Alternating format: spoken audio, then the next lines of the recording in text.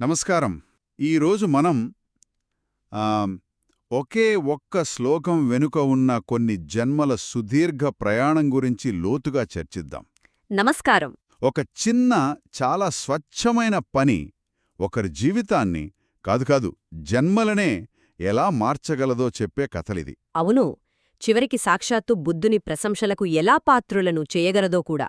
మనం దీనికి వాడుతున్న ఆధారం పుణ్యగాథ, విముక్తికి మార్గం అనే గ్రంథం. ఈ చర్చలో మన లక్ష్యం పున్నా అనే ఒక స్త్రీ యొక్క అసాధారణ ప్రయాణాన్ని విశ్లేషించడం. ఇది పైకి కేవలం ఒక కథలా అనిపించొచ్చు, కాని దీనిలో కర్మ, పునర్జన్మ, ఇంకా జ్ఞానోదయం, అవును, జ్ఞానోదయం లాంటి చాలా గహనమైన విషయాలున్నాయి. ముఖ్యంగా మనం చేసే పనుల వెనుక ఉన్న ఉద్దేశం, అంటే చేతన, ఎంత శక్తివంతమైనదో ఈ కథ మనకు చూపిస్తుంది. చాలా ఆసక్తికరంగా ఉంది. అయితే కథలోకి వెళ్లే ముందు అసలు ఆ కేంద్ర బిందువు, ఆ శ్లోకం లేదా గాథ ఏమిటో చూద్దాం. ఎందుకంటే మొత్తం కథ ఈ గాథ దగ్గరే ముగుస్తుంది. కరెక్ట్. ఆ గాథ ఇది: పుణ్యే పూరస ధమ్మేహి చందో పన్నరసేయథా పరిపూర్ణాయ పజ్ఞాయ తమోఖందం పదాలయేతి. ఈ గాథను మనం కేవలం ఒక కవితగా చూడకూడదు. ఇది ఒక సర్టిఫికెట్ లాంటిది. సర్టిఫికేట్? అవును. ఒక వ్యక్తి తన సాధనలో పరిపూర్ణత సాధించినప్పుడు బుద్ధుడు స్వయంగా వారిని గుర్తించి చెప్పిన మాటలివి. అంటే మనం తెలుసుకోబోయే కథ యొక్క గమ్యం, దాని పరాకాష్ఠ అంతా ఈ 4 లైన్లలోనే ఉంది అన్నమాట.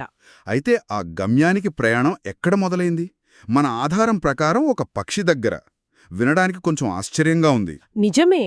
పున్న యొక్క ప్రయాణం కొన్ని జన్మల క్రితం, అంటే బుద్ధుని బోధనలు అందుబాటులో లేని ఒక శూన్యలోకంలో మొదలైంది.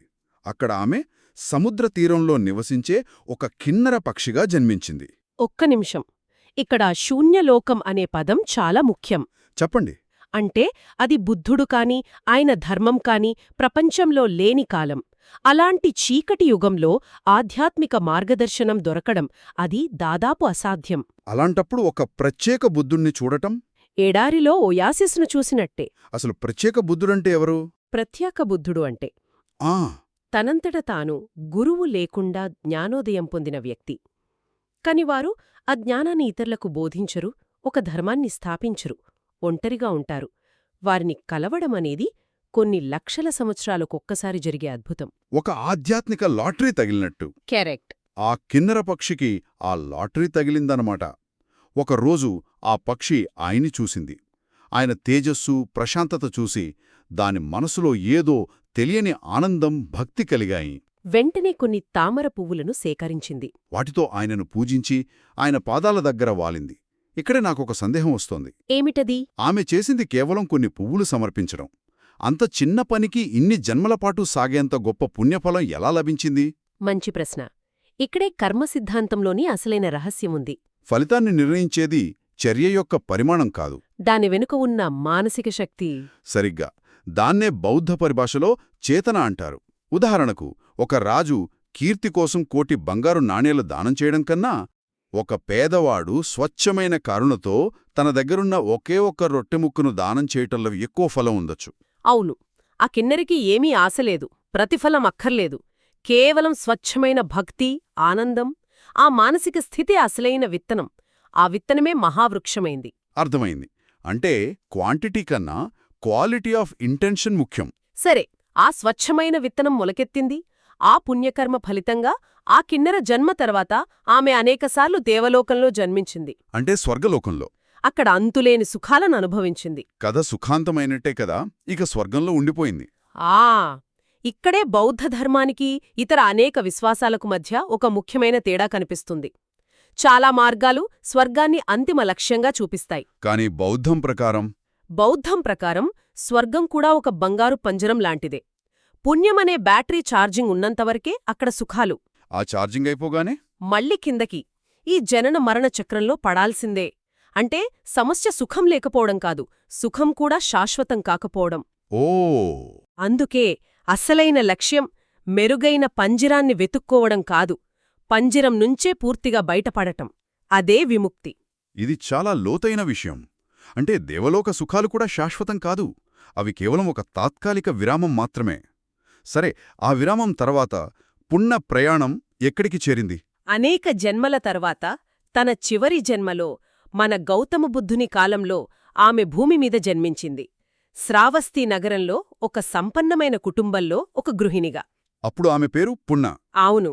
ఆమె జీవితంలో అసలైన మలుపెలా వచ్చింది? అన్ని జన్మల పుణ్యఫలముంది, కానేది సరైన దారిలో పెట్టేందుకు ఏదో ఒకటి జరగాలి కదా? ఖచ్చితంగా. ఎంత మంచి విత్తనమైనా దానికి సరైన నేల, నీరు, వెలుతురు కావాలి.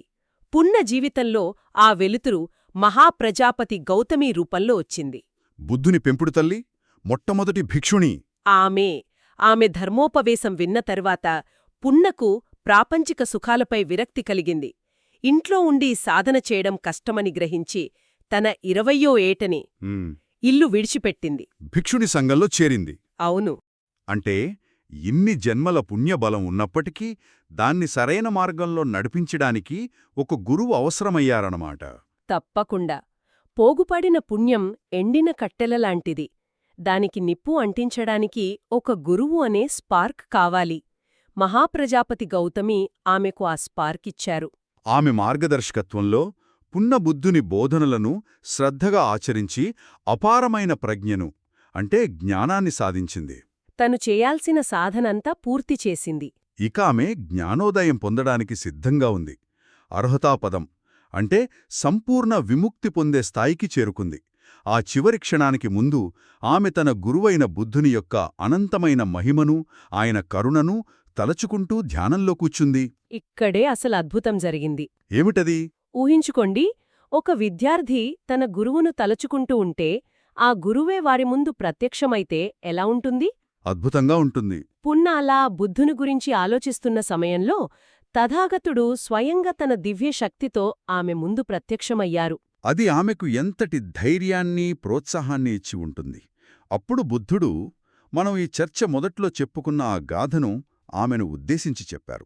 ఆ మాటలు విన్న కొద్దిసేపటికే ఆమె తనలో మిగిలి ఉన్న ఆశ్రవాలన్నిటినీ పూర్తిగా నశింపజేసుకుని శాశ్వతమైన నిర్వాణాన్ని పొందింది. ఆమె అర్హతురాలిగా మారింది.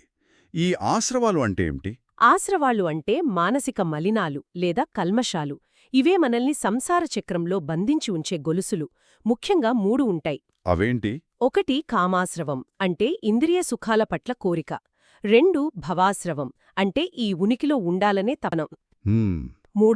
మూడోది అన్నిటికన్నా ముఖ్యమైనది అవిద్యాశ్రవం అంటే వాస్తవికత పట్ల అజ్ఞానం. ఆ గాథ విన్న శక్తితో ఆమె ఈ గొలుసులన్నిటినీ తెంచుకుంది. అద్భుతం. ఇప్పుడా గాథలోకి ఇంకొంచెం లోతుగా వెళ్లాం. దాని అర్థాన్ని విడమర్చి చూద్దాం. మొదటి లైన్ పుణ్యే పూరస్స ధమ్మేహి.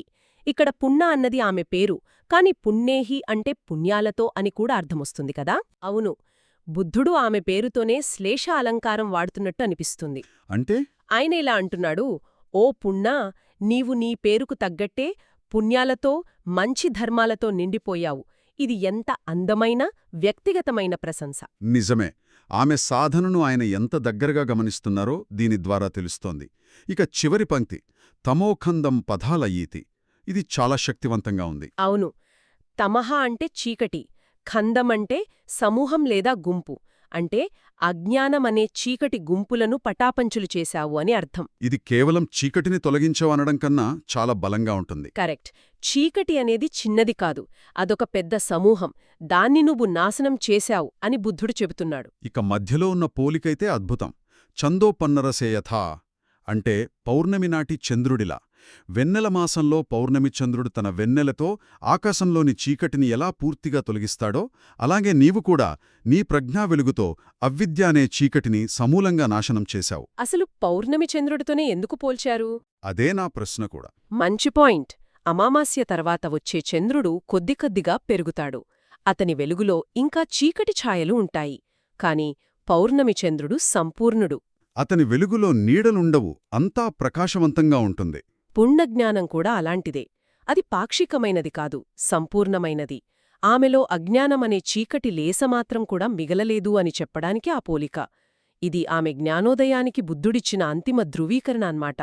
ముగింపు చూస్తే ఒక కిన్నరపక్షిగా చేసిన ఒక చిన్న, నిస్వార్థమైన పూజతో మొదలైన ప్రయాణం అనేక జన్మలపాటు పుణ్యాన్ని పోగుజేసుకుంటూ దేవలోక సుఖాలను కూడా దాటి చివరికి మానవ జన్మలో ఒక గురువు మార్గదర్శకత్వంలో. సాక్షాత్తు బుద్ధుని మాటలతో పరిపూర్ణమైన విముక్తిని పొందడంతో ముగిసింది. ఇది నిజంగా పుణ్య యొక్క అసాధారణ ప్రయాణం. ఖచ్చితంగా. ఈ కథ మనందరిలో ఒక ఆలోచనను రేకెత్తించాలి. మనం రోజూ చేసే పనులను, మన ఉద్దేశాలను ఇది ప్రశ్నిస్తుంది. అవును. ఒక స్వచ్ఛమైన మనసుతో చేసిన ఒక చిన్న పని అంతిమ విముక్తికి దారితీసే సంఘటనల గొలుసును ప్రారంభించగలదని ఇది చూపిస్తోంది. మనకు చిన్నవిగా అనిపించే చర్యల వెనక ఎంతటి శక్తి దాగి ఉంటుందో మనం ఆలోచించాలి. ఈరోజు మనం ఎవరికో చేసే ఒక చిన్న సహాయం, మనస్సులో కలిగే ఒక స్వచ్ఛమైన సంకల్పం, అవును, అది మనం ఇప్పుడు ఊహించలేని భవిష్యత్తుకు విత్తనం వేస్తుండవచ్చేమో కదా.